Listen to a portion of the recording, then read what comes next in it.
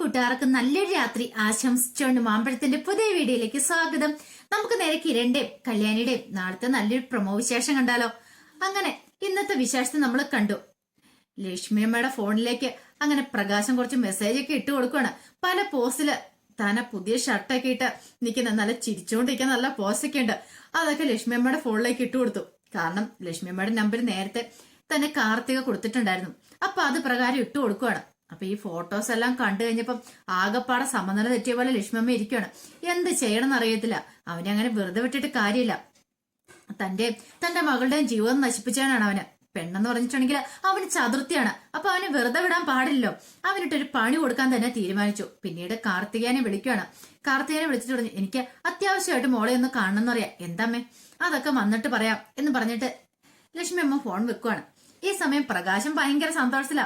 കാരണം ചെറിയ കാര്യമൊന്നുമില്ല. ഇത്രയും കാലം വെറും മുണ്ടും ഷർട്ടും ഒക്കെ ഇട്ടിരുന്ന പ്രകാശന ഒരു ദിവസം കൊണ്ട് ജീൻസയിലും ഷർട്ടയിലും ഒക്കെ അങ്ങോട്ട് കയറിയിരിക്കുന്നത്. അങ്ങനെ കുറെ പോസ്റ്റിൽ നല്ല ഫോട്ടോസൊക്കെ എടുത്തതിന് ശേഷം താഴേക്ക് വരുവാണ്. ഈ സമയം ഭാനുമതിയമ്മ താഴെ ഉണ്ടായിരുന്നു. ഭാനുമതിയമ്മ പ്രകാശനെ കണ്ടുവച്ചു. ആഹാ, ഇത് കൊള്ളാലോടെ മോനെ. എന്റെ മോൻ ആളാകപ്പാടെ അങ്ങോട്ട് മാറിപ്പോയാലോ എന്ന് ചോദിക്കാം. പെട്ടെന്ന് പ്രകാശൻ ചോദിച്ചു, എങ്ങനെയുണ്ടെന്ന് ചോദിക്കണം. കൊള്ളാം, സൂപ്പർ ആയിട്ടുണ്ടെന്ന് പറയണം. എന്നാലും സമ്മതിച്ചു വന്നിരിക്കുന്ന കേട്ടോ.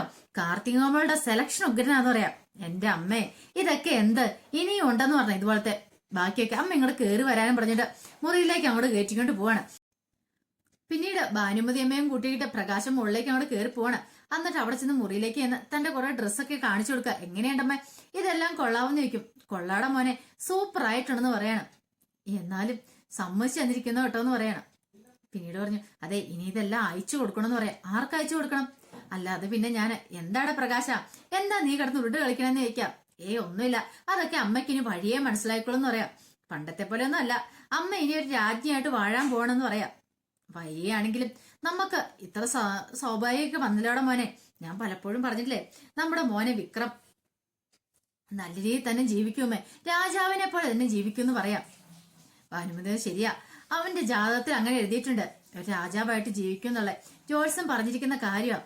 പക്ഷെങ്കിൽ വൈകിയാണെങ്കിലും ആ ഒരു അനുഗ്രഹം നമുക്ക് ഉണ്ടാകാൻ പോവാന്ന് തോന്നിയെന്ന് പറയണം. അങ്ങനെ അമ്മയും മോനും നിലത്തങ്കം അല്ല നിൽക്കുന്നേ. പ്രകാശനാണെങ്കിൽ വല്ലാത്തൊരു സന്തോഷമായിരുന്നു. പ്രകാശൻ അങ്ങനെ ഒരു പാട്ടൊക്കെ പാടി ഇങ്ങനെ ഇരിക്കുവാണ്. ഈ സമയം കാർത്തിക നേരെ അമ്മയുടെ അരിയിലേക്ക് വരുവാണ്. ലക്ഷ്മിമ്മ ആകെപ്പാടെ തലയ്ക്ക് തീ പിടിച്ചിരിക്കുവായിരുന്നു. എന്താ അമ്മ, അമ്മ എന്താ കാണണമെന്ന് പറഞ്ഞു ചോദിക്കുക. കാണണമെന്ന് പറഞ്ഞ എന്തിനാന്നോ, അവനുണ്ടല്ലോ ആ പ്രകാശന്, അവന് എനിക്കങ്ങ് ദേഷ്യം വരുമെന്ന് പറയണ. അമ്മ കാര്യം പറ, ആ ഫോട്ടോ ഇട്ട് തന്നിരിക്കുന്നു പറയണ. ഫോട്ടോയാ? അതെ അതെ.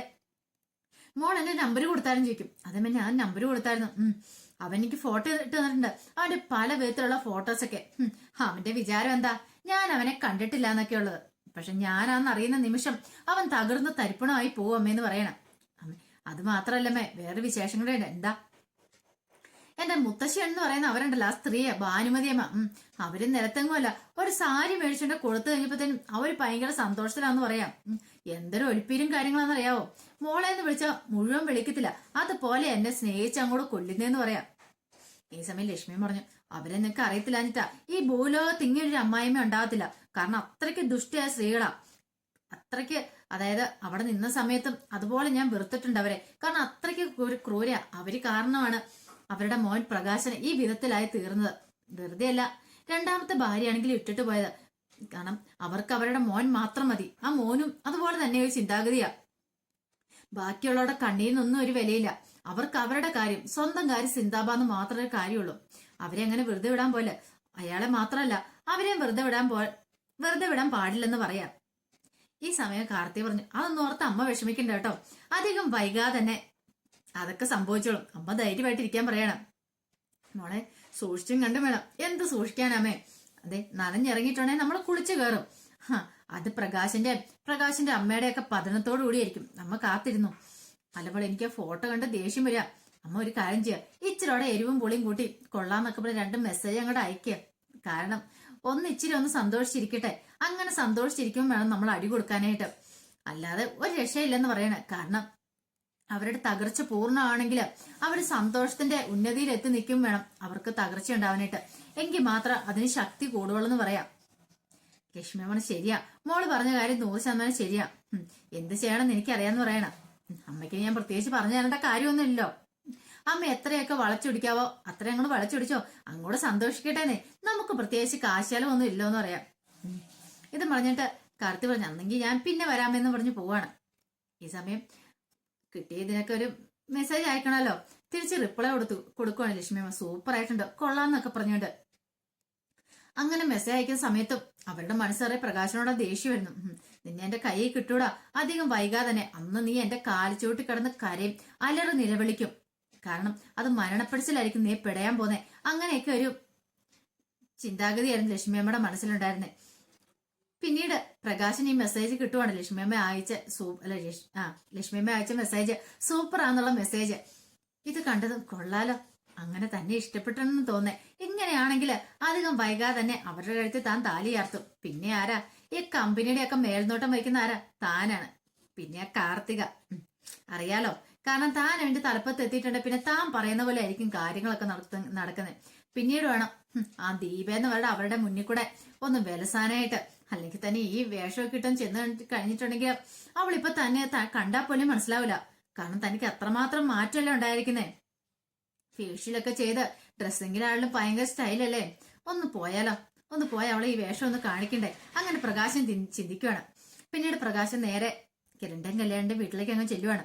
ഈ സമയം കിരണും കല്യാണും വീട്ടിലെത്തിയിട്ടുണ്ടായിരുന്നില്ല, ദീപു മാത്രം ഉണ്ടായിരുന്നേ. അങ്ങനെ കോളിംഗ് ബെൽ അടിച്ച് പ്രകാശൻ ഇങ്ങനെ നോക്കി നിൽക്കുന്ന സമയത്ത് ദീപു ഒന്ന് കഥ തുറന്നു. നോക്കി കഴിഞ്ഞപ്പോഴത്തേനും പ്രകാശം കോട്ട് സൂട്ടും ഒക്കെ ഇട്ട് നിൽക്കുന്ന എന്ന് പറഞ്ഞ പോലെയാണ് ഷർട്ടും പാന്റും ഒക്കെ ഇട്ട് നിൽക്കണത്. ദീപ ഇങ്ങനെ നോക്കിക്കഴിഞ്ഞ് പറഞ്ഞു, എന്തായി നിനക്ക് എന്നെ കൊണ്ട് മനസ്സിലായില്ലേന്ന് ചോദിക്കും. ഞാൻ ആ പ്രകാശം തന്നെയാ, ആ പഴയ പ്രകാശം തന്നെയാന്ന് പറയാ. പക്ഷെ ഒരു മാറ്റമുണ്ട്. പഴയ പ്രകാശം എന്ന് പറഞ്ഞാൽ ഇപ്പൊ ഞാൻ ഒരു കോടീശൻ എന്നാണ് പറയണേ. എന്നെ കണ്ട് നിനക്കത് മനസ്സിലായില്ലേന്ന് ചോദിക്കും. ഈ സമയം ദീപ പറഞ്ഞു, എത്ര കോട്ട് സൂട്ടർ ഇട്ടെന്ന് പറഞ്ഞാലും നിങ്ങളുടെ പഴയ സ്വഭാവത്തിനൊരു മാറ്റം വരത്തില്ലെന്ന് പറയാണ്. അതേടി എന്റെ സ്വഭാവം മാറാൻ പോകുന്നില്ല. ഇപ്പൊ നീ എന്റെ ജീവിതത്തിൽ നിന്ന് ഒഴിഞ്ഞു പോയതോട് കൂടിയിട്ട് എനിക്കൊരു നല്ല കാലം വന്നിരിക്കുക. ഇനിയിപ്പൊ എനിക്ക് കണ്ടോ, എനിക്കും എന്റെ മോനും എന്റെ അമ്മയ്ക്കൊക്കെ വെച്ചിട്ട് കയറ്റവാടി. നീയും നിന്റെ മകളും അതോടൊപ്പം നിന്റെ മരുമോനും ഒക്കെ തകർന്ന് തരിപ്പണായി പോകുന്നു പറയാം. ദീ പറഞ്ഞു, അതെ അധികം അഹങ്കരിക്കൊന്നും വേണ്ട. എവിടെയോ എന്തോ ഒരു പുളുങ്കമ്പ് കിട്ടിയിട്ടുണ്ടെന്ന് ഓർത്തോണ്ടേ നിങ്ങൾ അധികം വലിയ ആള് കളിക്കണം എന്ന് പറയണം. ഓ നീ ആരാന്ന് നിന്റെ വിചാരം? നീ വലിയ രംഭയോ മേനകയാന്ന് പറഞ്ഞില്ലേ ഇരിക്കുന്നേ. പക്ഷേങ്കില് ഞാനും കല്യാണം കഴിക്കാൻ പോവാടി. കണ്ടോ, നിന്നെ പോലെ ഒന്നുമല്ല, നല്ല സുന്ദരിയായിട്ടുള്ള ഒരു പെണ്ണ് എനിക്കും കിട്ടാൻ പോണെന്ന് പറയാ. ഇത് കേട്ട് ദീപ പറഞ്ഞു, ആഹാ അത് കൊള്ളാലോ, അന്ന് എത്രയും പെട്ടെന്ന് നിങ്ങൾ പോയി കല്യാണം കഴിക്കാൻ പറയാ. അതേടി ഈ പ്രകാശം കല്യാണം കഴിക്കും, നിന്റെ മുന്നിൽ കൂടെ കൈയും പിടിച്ചോണ്ട് വരും. നീ അന്തം വിടൂടി. ഇപ്പൊ തന്നെ കണ്ടില്ലേ ഈ പ്രകാശനെ കണ്ട ഒരു 10-20 വയസ്സ് കുറഞ്ഞിട്ടില്ലേന്ന് ചോദിക്കും. ഇപ്പം എന്നെ നിന്നെ കണ്ട എങ്ങനെ ഇരിക്കണം എന്ന് ചോദിക്കുക. ദീപ പറഞ്ഞു, അതെ അല്പന അർത്ഥം കിട്ടിയ അർദ്ധരാത്രി കൊട പിടിക്കുന്നു പറഞ്ഞു കേട്ടിട്ടുണ്ട്. ഇത് അതുപോലെ തന്നെയാ, ഒരു മാറ്റമല്ലെന്ന് പറയാ. അതേടി ഞാൻ കൊട പിടിക്കുക തന്നെ ചെയ്യും. നിനക്ക് അസൂയാണ് എന്റെ ഈ മാറ്റം കണ്ടല്ലേ. ഇഷ്ടം പോലെ പൈസ അല്ലേടി എനിക്കുള്ളേ. പിന്നെ ഇനിയിപ്പൊ എങ്ങനെ നടന്ന എന്താ കുഴപ്പമിരിക്കുന്നേ. അധികം വൈകാതെ ഞാൻ കാറിലൊക്കെ ഇറങ്ങുന്ന കാഴ്ച നീ കണ്ടോളാൻ പറയണം. നീ മാത്രമല്ല നിന്റെ ആ മകളുണ്ടല്ലോ അവളും കാണണമെന്ന് പറയണം. ഇത് കേട്ട ദീപ പറഞ്ഞു, ആയിക്കോട്ടെ. അതെ പറഞ്ഞു കഴിഞ്ഞെങ്കിൽ എനിക്ക് കയറി കഥ അടയ്ക്കാനെന്ന് പറഞ്ഞുകൊണ്ട് ദീപ അങ്ങോട്ട് കയറി പോവാണ്. ഈ സമയം പ്രകാശം പറയും, അസൂയ അല്ലാതെ എന്ത് പറയാനാ എന്ന് പറഞ്ഞ് പ്രകാശം അങ്ങോട്ട് ഇറങ്ങി പോവാണ്. അങ്ങനെ പോയി കുറെ സമയം കഴിഞ്ഞ് കഴിഞ്ഞപ്പോഴാണ് കിരണും കല്യാണി അങ്ങോട്ട് വരുന്നത്. അങ്ങനെ വന്നു കഴിഞ്ഞപ്പം ദീപ കാര്യങ്ങളൊക്കെ പറയുവാണ്. പ്രകാശം വന്ന് വെല്ലുവിളിച്ചിട്ട് പോയ കാര്യങ്ങളൊക്കെ എല്ലാം കേട്ട് കഴിഞ്ഞപ്പം കിരൺ പറഞ്ഞു, അതേ കാലമൊന്നും ഇതിങ്ങനെ മുന്നോട്ട് പോവില്ലമ്മേ. കാരണം കാർത്തികയാണ് ഇപ്പോഴും അവരുടെ സംരക്ഷക അവന്റെ. ഇത് കേട്ട ദീപയ്ക്ക് വല്ലാത്തൊരു ഞെട്ടുണ്ട്. കാർത്തികോ? അതെ, കാരണം കാർത്തികൻ എന്തൊക്കെയോ കാര്യങ്ങൾ പറഞ്ഞ് അയാളെ വിശ്വസിപ്പിച്ചു വെച്ചേക്കുക. അതുകൊണ്ടാണ് അയാളിപ്പോ ജീവിക്കണേന്ന് പറയാ. അധികം വൈകാതെ തന്നെ കാർത്തിക ഇയാളുടെ സ്വഭാവം ശരിക്കും മനസ്സിലാവും. അപ്പൊ കാർത്തിക നമ്മുടെ അടുത്ത് വന്നോളൂ എന്ന് പറയാം. പെട്ടെന്ന് ഇവ എന്നാലും ആ കൊച്ചിന് നല്ലൊരു ആന്ന് വിചാരിച്ചാൽ ഞാൻ ഇരുന്നേന്ന് പറയാം. കല്യാണം പറഞ്ഞ് കാർത്തിക പാവാന്ന് തോന്നേ. പക്ഷെങ്കില് എന്റെ അച്ഛൻ എന്ന് പറയുന്ന ആ ദുഷ്ടന് ഓരോ കാര്യങ്ങൾ പറഞ്ഞ് മയക്കി വെച്ചിരിക്കുക. എന്ത് ചെയ്യാനാന്ന് പറയണം. ഇത് കേട്ടപ്പം ദീപൻ സാരമില്ല, ഇനിയിപ്പൊ അതിനെക്കുറിച്ചൊന്നും മോള് ചിന്തിക്കുകയും വേണ്ട. നമുക്ക് ആ ഭാഗം ഇനിയിപ്പൊ അതിനെക്കുറിച്ച് ആലോചിക്കേണ്ട കാര്യമില്ല. അയാൾ എന്ത് വെള്ളം കാണിക്കട്ടെ, നമുക്കൊരു ഉപദ്രവം ഉണ്ടാക്കാതിരുന്ന മതി എന്ന് പറഞ്ഞിട്ട് ദീപി അങ്ങോട്ട് കയറി പോവാണ്. അപ്പൊ അതിന്റെ വിശേഷങ്ങളൊക്കെ നമ്മൾ കാണാൻ പോകുന്നത്. ഇനിയിപ്പൊ പ്രകാശനെ പതനം അങ്ങോട്ട് തുടങ്ങുവാണ്. ലക്ഷ്മിയമ്മ മാക്സിമം പ്രകാശിനെ എരിപൊരി കയറ്റി കൊണ്ടുവരും. കാരണം എത്രയൊക്കെ അവനെ സൂചിപ്പിക്കാവോ അങ്ങനെയല്ല അവനെ അങ്ങ് സന്തോഷിപ്പിക്കും. അവസാനമായിരിക്കും അവന്റെ പതനം കാണാൻ പോകുന്നത്. അപ്പൊ ആ വിശേഷങ്ങൾക്കായി നമുക്ക് എല്ലാവർക്കും കാത്തിരിക്കാം കേട്ടോ. അപ്പൊ ആദ്യമായി കാണുന്നവരാണെങ്കിൽ ചാനൽ ഇഷ്ടപ്പെട്ട സബ്സ്ക്രൈബ് ചെയ്യാൻ മറക്കരുതേ. അതോടൊപ്പം തന്നെ കണ്ടുകൊണ്ടിരിക്കുന്ന എല്ലാവരുടെ സപ്പോർട്ടിലേക്കും തുടർന്നും പ്രതീക്ഷയുണ്ട്. ഒരിക്കൽ കൂടി എല്ലാവർക്കും നല്ലൊരു രാത്രി ആശംസിച്ചുകൊണ്ട് നിർത്തുന്നു. നന്ദി.